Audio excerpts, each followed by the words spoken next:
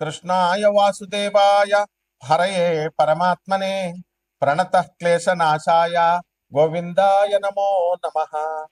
ఓం వసుదేవసుతం దేవం కంసచాణూరమర్దనం దేవకీ పరమానందం కృష్ణం వందే జగద్గురుం. శ్రీ రాధాకృష్ణాభ్యాం నమః. కృష్ణం వందే జగద్గురుం, అర్జునం వందే జగదేక వీరం. సాధారణంగా మనందరం కూడా బ్రహ్మముహూర్తం అంటూ ఉంటాం. ఈ బ్రహ్మ ముహూర్తం అనేటటువంటిది అసలు ఎప్పుడు ప్రారంభం అవుతుంది అంటే ఉదయం తెల్లవారుజామున 3 గంటలకు ప్రారంభం అవుతుందండి. మరి ఎప్పటికి అయిపోతుంది అంటే ఎగ్జాక్ట్గా 48 మినిట్స్ ఉంటుంది. అంటే మనము సూర్యోదయం తర్వాత ఈ బ్రహ్మ ముహూర్తంలో మనందరం కూడా ఈ యొక్క పూజా పునస్కారాలు ఇవన్నీ కూడా మనం చేసినట్లయితే మంచిది. ఎందుకు మరి 3:30 నుంచి ఉదయం 48 నిమిషాలు అంటే 4 అయిపోతుంది అనుకోండి. ఇంకా అక్కడి నుంచి సూర్యోదయం తెల్లవారుజామున 5కి అవుతుంది అనుకోండి ఉదాహరణకి. అలాగా ఆ టైంలో ప్రశాంతత, కామ్నెస్, ఎనర్జీస్, హై ఎనర్జీస్ ఉండడం ఇవన్నీ కూడా జరుగుతాయి. బాగుంది. అయితే ఆ సమయంలో దాన్ని ఏమంటారు? బ్రహ్మ ముహూర్తం అంటే బ్రహ్మదేవుడు సృష్టిస్తాడనమాట. ఆ బ్రహ్మదేవుడు సృష్టించిన దాన్ని మనం ఏమంటామంటే, బ్రహ్మదేవుడు సృష్టించాడంటే క్రియేటర్, ఇన్నోవేటివ్ ఐడియాస్ వస్తాయి ఆ టైంలో. ఎవరికైనా సరే, నేను నా పర్సనల్గా నా చిన్నప్పుడు అనుభవం చెప్తున్నాను. నేను రాత్రి 12 గంటలకు కూడా చాలా కష్టపడి మ్యాథ్స్ ప్రాబ్లమ్ నేను చేసేవాడిని. చేస్తే ఎంత కష్టపడినా, ఎన్ని టెక్నిక్స్ ఉపయోగించినా నాకు ఆ లెక్కకు ఆన్సర్ రాత్రి వచ్చేది కాదు. తెల్లవారుజామున మా అమ్మగారు నిద్ర లేపేవారు 4 o'clockకి. లేచి నేను ఆ లెక్కని చేయగానే సేమ్ ఫార్ములాస్, రాత్రి వాడినటువంటి ఫార్ములాసే వాడేవాడిని, మార్నింగ్ వచ్చేది.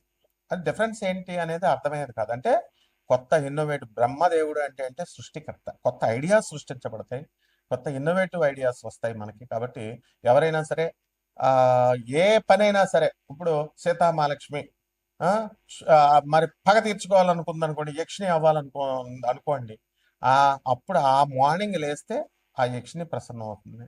అండ్ రివెంజ్ తీర్చుకోవడానికి వచ్చేటటువంటి ఐడియాస్ మనకి ఎన్నో వస్తాయి ఈ రకంగా అనమాట. అయితే మనకి ఈ యొక్క ఈ 2020 సంవత్సరం మే నెలలో మనం కనుక చూసినట్లయితే, ఇప్పుడు 2026 సంవత్సరం ఇప్పుడు ప్రజెంట్ మనం చూసుకున్నట్లయితే మే నెలలో ఈ మార్స్ ఏమో మేషరాశిలోకి కుజుడు రావడం, అలాగే శుక్రుడు జమినిలోకి అంటే మిథున రాశిలోకి ప్రవేశించడం, అదేవిధంగా ఈ యొక్క బుధుడు డబల్ మూవ్స్ ఉంటాయన్నమాట. మే 11 దగ్గరకు వచ్చేసరికి చక్కగా మే 15కి బుధుడు వృషభ రాశిలోకి, ఆ తర్వాత మే 29 తర్వాత ఈ యొక్క మిథున రాశిలోకి రావడం జరుగుతుంది. ఇక కేతు సింహరాశి, రాహు కుంభరాశి, శని రేవతి నక్షత్రంలోకి మారాడు. బాగుంది. ఈ యొక్క మార్పుల వలన ద్వాదశ రాశుల వారికి కొన్ని మార్పులు వస్తాయి. కొన్ని రోగాల విషయంలో కానీ, అలాగే కొన్ని సాధనల విషయంలో కానీ ఏం చేసుకుంటే బాగా డెవలప్ అవుతారు ద్వాదశ రాశుల వారు అనేది మనం చెప్దాం. అసలు ఫస్ట్ ఏమొస్తాయి అంటే, మనకి గరుడ పురాణాన్ని మనం తీసుకుంటే 28 సీవియర్ పనిష్మెంట్స్ ఉన్నాయని మనం చెప్పుకున్నాం. అందులో నరకాలు అనేటటువంటివి చాలా ఉన్నాయి. ఎన్ని నరకాలు? 28 నరకాలు. అది పనిష్మెంట్స్ అనమాట. అది ఏంటంటే కరెక్షనల్ సెంటెన్స్.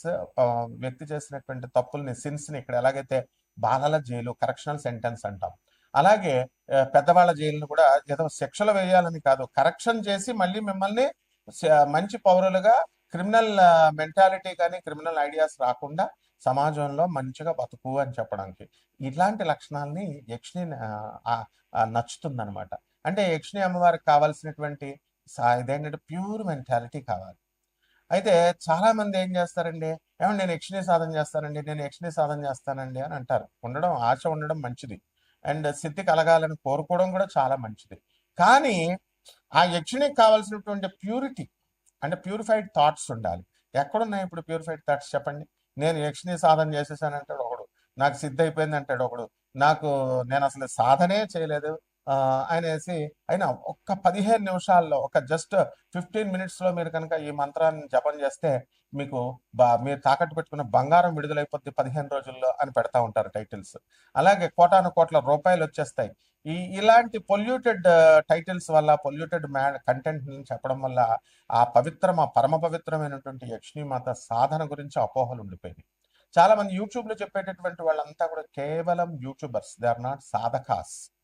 నేను గురు పరంపర నుంచి వచ్చాం కాబట్టి ఆ యక్షిణీ సాధన చేశాం కాబట్టి మా గురువుల పేర్లు మీకు అందరికీ ప్రపంచం అంతా తెలుసు. ఎన్నో వీడియోస్ ఫాలో అవ్వాలి నా వీడియోస్ని. మరి అటువంటి ప్రపంచ ప్రఖ్యాత అయినటువంటి ఈ యొక్క నా గురు పరంపరని మనం చూడాలి అంటే యు గో త్రూ బ్యాక్ వీడియోస్కి వెళ్ళండి. అది సాధన చేయాల్సినటువంటి లక్షణం. సో ఈ యక్షిణి అమ్మవారు ఫస్ట్ ఏమిటంటే, ఒకడు చెప్తాడు, ఏమంటాడు, చనిపోయిన వాళ్ళు కోరికలు తీరకపోతే ఆ యక్షిణి మాత అవుతుంది. ఆత్మ చనిపోయినటువంటి మరి ఇంకా ప్రేతానికిను యక్షినికి తేడా ఏముంటుంది? ఆఫ్టర్ ఆల్ మామూలు ప్రేతాన్ని తీసుకొచ్చి జగజ్జనని అయినటువంటి ఆ యక్షిణి మాతను పోలుస్తున్నారు. సో ఇటువంటి యూజ్లెస్ ఫెలోస్ అందరూ చెప్పడం వల్ల యక్షిణి ఆ ఛానల్స్ అన్ని కూడా కొన్ని ఛానల్స్ ఎంకరేజ్ చేయడం వల్ల ఏంటంటే వాళ్ళ కంటెంట్ నిండాలి, జనాలు కూడా ఎలా ఉన్నారంటే యక్షిణి అని కనబడితే చూస్తారు. అంతేగాని ఇంటలెక్చువల్ వే ఆఫ్ థింకింగ్ లో ఎవడు చేశాడు ఎవడు చేయలేదు దీన్ని బ్యాలెన్స్ చేసుకొని మనం వెళదాం అనేటటువంటి ఆలోచన లేదు. సో ఈ యక్షిణికి ప్రకృతి యొక్క ఆత్మగా వివరించబడింది. మనకి ఈ యొక్క కుబేరుని మనం తీసుకున్నప్పుడు మనం ఏం చెప్తాము, కుబేరుడు యక్షరాజు, యక్షులకి ఈ పోస్ట్ ఇచ్చింది ఎవరండి? పరమేశ్వరుడు ఇచ్చాడు ఆయనకి. అంటే ఈ నిధి నిక్షేపాలు సంపదలకి నిక్షిప్తంగా రహస్యంగా అంటే కేవలం భూమి లోపల ఉండాలని కాదు, ఎనర్జీ సోర్సెస్ ఎక్కడైనా ఉండొచ్చు, అది ధన రూపంలో ఉండొచ్చు, నిధుల రూపంలో ఉండొచ్చు, గోల్డ్ రూపంలో, వెండి అనే అట్లా నిధులలాగా ఆలోచించకూడదు. అంటే కరెన్సీకి కావలసినటువంటి క్రియాశక్తి, ఆ డబ్బుల్ని జనరేట్ చేసేటటువంటి ఆ శక్తిని, ఆ నైపుణ్యాన్ని ఈ యక్షిణి మాత కంట్రోల్లో ఉంటుంది. ఎప్పుడైతే అలాగే ఫెసిలిటేషన్ ఉంటుంది, అంటే ఇప్పుడు మనము ఒకళ్ళని అప్పడితే వారి దగ్గర డబ్బు లేకపోవచ్చు, డబ్బు లేకపోయినా సరే డబ్బు లేకపోయినా అవతల వాడు ఇంకొకటి దగ్గర చూపించడం, ఇంకో బ్యాంకు చూపించడం, ఇలా ఏదో రకంగా ఆ లింక్ని తీసుకొచ్చి సక్సెస్ చేసేటటువంటి శక్తిని యక్షిణీ శక్తి అంటారనమాట. దీనికి ఈ యొక్క మోక్షాన్ని కూడా ఇప్పించగలిగేటటువంటి శక్తి యక్షిణి మాతకు ఉంది. అయితే చాలా మంది యక్షిణిని ఫ్రెండ్ లాగా చూడు, యక్షిణిని లవర్ లాగా చూడు, యక్షిణిని ఇలాగా మదర్ లాగా చూడు, ఇలా రకరకాలుగా ఎవరికి వాళ్ళు చెప్పుకుంటూ వెళ్తున్నారు. ఏ స్వరూపాన్ని అయినా సరే, స్త్రీ స్వరూపాన్ని, యక్షిణి స్వరూపాన్ని తల్లిగా మాత్రమే చూడాలి. ప్రియురాలుగా, లవర్గా, ఆ తర్వాత ఈ యొక్క ఫ్రెండ్గా ఆ చనువు తీసుకొని చూస్తే మీరు వెంటనే ఆమె మీద జోకులేస్తారు, ఆమె వెంటనే మీ పళ్ళు పీకేస్తుంది. ఎందువల్లంటే యక్షిణి కోపం ఎక్కువ. కాబట్టి మీ యొక్క కండిషన్స్ని ఆమె వింటుంది. ఇప్పుడు ధన యక్షిణి ఉంది, మీకు సంచులు కొద్ది ధనాన్ని తెచ్చిపెట్టేస్తుంది, మీకు బంగారాన్ని తెచ్చిపెట్టేస్తుంది అని చెప్పేసి ఒక జ్యోతిష్కుడు చెప్తాడు. ఏం తెలుసు అసలుకి వీళ్ళకి యక్షిణికి? యా దేవి సర్వభూతేషు నిద్రా రూపేణ సంస్థిత నమస్తస్యై నమస్తస్యై నమస్తస్యై నమో నమః. మాట్లాడుతుండగానే సీతామహాలక్ష్మికి నిద్ర వచ్చేసినట్లుగా, ఆ విధంగా నిద్రలోకి జారిపోయినట్లుగా యక్షిణి మాత మాట్లాడుతుండగానే మిమ్మల్ని కుబేరుని చేయగలిగే శక్తి యక్షిణికి ఉంటుంది. అలాగే ఎలాగా అంటే ఆ పని ఇస్తుంది, ఆ పని వర్క్ తెస్తుంది, అలాగే చేస్తుంది. ఇకపోతే ఈ యొక్క మరి అమ్మవారిని, యక్షిణి అమ్మవారిని కనుక మోసం చేసినట్లయితే మీ నైతికత దెబ్బతిన్నప్పుడు మీకు ఈ యొక్క శిక్షలు ఉంటాయి. ఏమిటది? క్రిమి భోజనం శిక్ష, వారం ఫుడ్, పురుగులతో తినిపిస్తుంది. తర్వాత కుంభీ భాగంలో పడేస్తుంది. And you will be fired in ఆయిల్లో చేపలను వేపినట్టు వేపేస్తారు. చికెన్ షాపులు బయట చూడండి, ఫిష్ ఫ్రై, మా చికెన్ ఫ్రై వేపేస్తాడు, అలా ఏపి పడేస్తుంది. అలాగే ఈ యొక్క తమీశ్రన్ డార్క్నెస్ లో పడేస్తుంది, చీకట్లో. అదే విధంగా శుచి ముఖం అంటే నీడిల్ మౌత్, ఈ రకంగా ఈ యొక్క నరకలోకాలు అనేటటువంటి చెప్పబడ్డాయి. యక్షిణి మాత అనుగ్రహంతో వైతరణి నదిని మనం దాటిస్తుంది. అలాగే కాలసూత్రము అంటే ఇక్కడ ఎంత వాల్కనస్ పేలితే వచ్చేటటువంటి ఆ వేడి, ఆ హెల్ అంత లోతుగా ఉంటుంది, అందులో పడేస్తుంది. కాబట్టి అంధకూపం, డార్క్ వెల్, ఇలా అనేక రకాలైనటువంటి ఈ యొక్క యమధర్మరాజు ఇచ్చేటటువంటి శిక్షల నుంచి తప్పించి ఆమె చక్కగా మీకు భూలోకంలో ఉన్నటువంటి ఐశ్వర్యాన్ని, సంపదల్ని అన్నిటిని కూడా మీకు ఇప్పిస్తుంది అనమాట. ఇకపోతే మనకి ఈ అబద్ధాలు చెప్తూ ఉంటాం సాధారణంగా వ్యాపారాల్లో.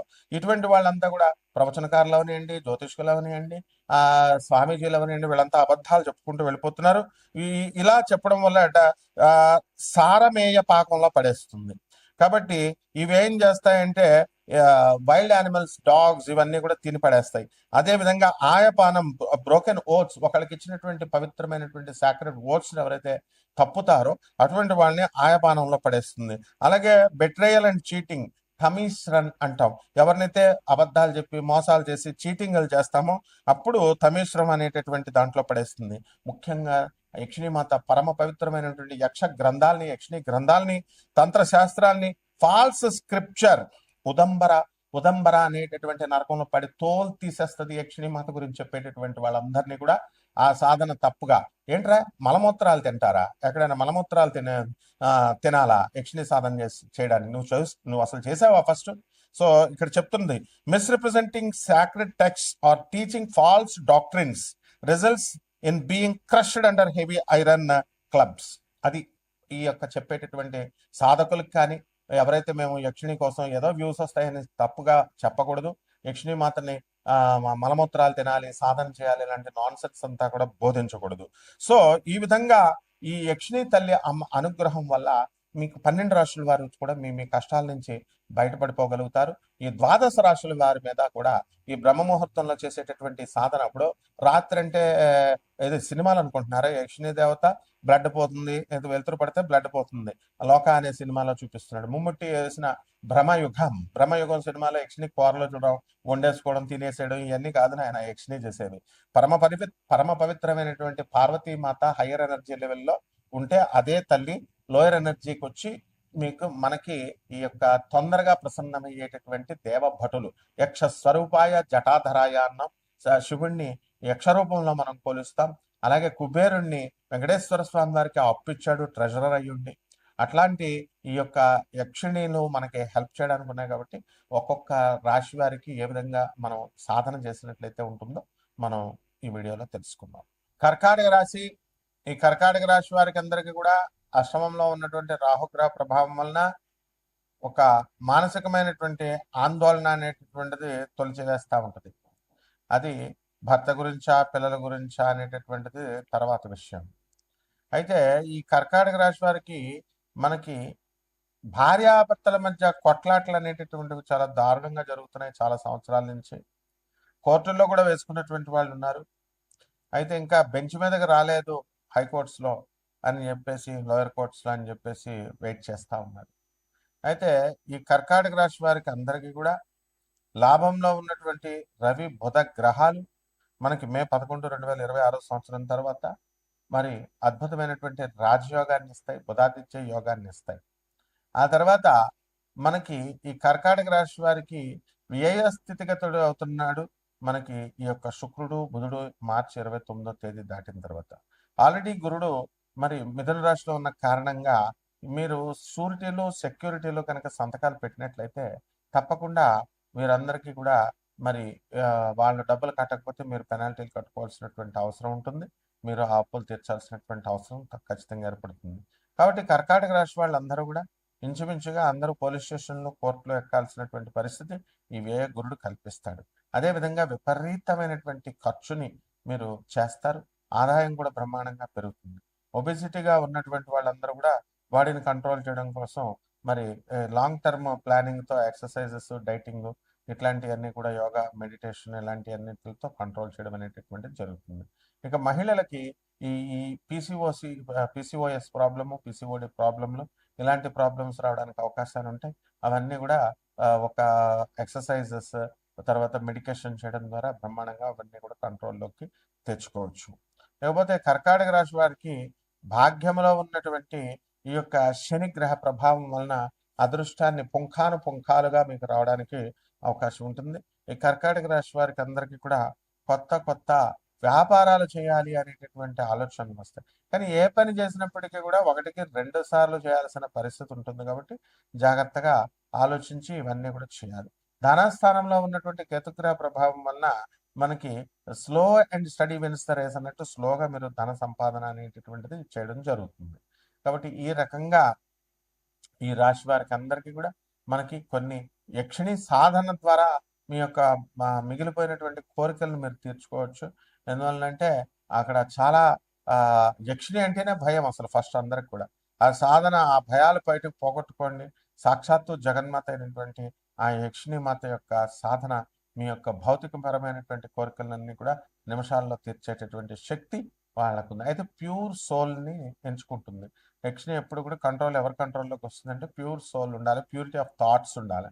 సో ఫస్ట్ ఎప్పుడైతే ఈ సాధన చేయాలనుకుంటున్నారో ఫస్ట్ ఈ యొక్క రిక్వజైట్స్ ని మనం ఈ ప్యూర్ థాట్స్, ప్యూర్ ఇట్లాంటివన్నీ కూడా ఆమెకు కావాల్సినటువంటి రిక్వైర్మెంట్స్ ని మనం కనుక ఫుల్ఫిల్ చేయగలిగితే సరిపోతుంది. ఇక ఈ కర్కాటక రాశి వారికి అందరికీ కూడా రాహు బాగుండలేదు కాబట్టి, అష్టమంలో ఉన్నాడు కాబట్టి రాహు జపం చేయండి, రాహు స్తోత్రాలు చదవండి. రాహు కిలోంపావు మినుములను ఆవుపేట రంగు ఉన్నటువంటి వస్త్రాల నుంచి పేద బ్రాహ్మణుడికి శనివారం నాడు ఉదయం 8 గంటలకు దానం చేసుకోండి. అండ్ ఈ యొక్క కుజుడు కేంద్రములో రాజ్యస్థితిగతుడై ఉన్న కారణంగా యక్షిణీ సాధన అనేటటువంటిది మీకు బ్రహ్మాండమైనటువంటి ఫలితాలను ఇవ్వడం అనేటటువంటిది జరుగుతుంది. కాబట్టి ఈ యొక్క రాశి వారికి అందరికీ కూడా మరి ఈ ఆనరబుల్ జడ్జెస్ చెప్పేది వినండి. పోలీస్ ఆఫీసర్లు చెప్పినట్టుగా మీ భార్యాభర్తల గొడవలన్నీ కూడా కౌన్సిలింగ్లో మీరు ఒప్పుకొని చక్కగా ఉన్నట్లయితే మీ సమస్యలన్నీ కూడా అప్పటికప్పుడు ఇవన్నీ కూడా పరిష్కారం అయిపోవడానికి అవకాశాలు ఉన్నాయి. రావి చెట్టుని పెంచండి, రావి డిఫారెస్టేషన్ చేయకూడదు, ఫారెస్టేషన్ మొక్కలు పెంచండి.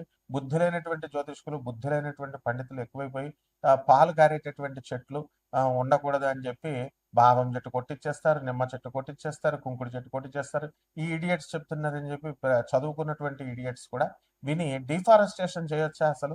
చెట్లు శపిస్తాయి, చెట్లు అనుగ్రహిస్తాయి ఎవరిని నీళ్లు పోసే వాళ్ళకి. చెట్లు నరకడం ఏమిట్రా? కాబట్టి మీకేమో యక్షిణీలు ఆ చెట్ల మీదే ఉంటాయి. చెప్తాను ఒక్కొక్క పంతులు ఎవడైతే చెప్తున్నాడో ఆ యక్షిణి చూసుకుంటది. చెట్లు నరికేయండి, మొక్కలు నరికేయండి, ఇవన్నీ చెప్పేవాళ్ళ సంగతి చెప్తాను. పరిహారాలు ఈ రకమైనటువంటి పరిహారాలన్నీ కూడా మీరు చేసుకోండి. బ్రహ్మాండంగా ఉంటుంది. శుభమస్తు.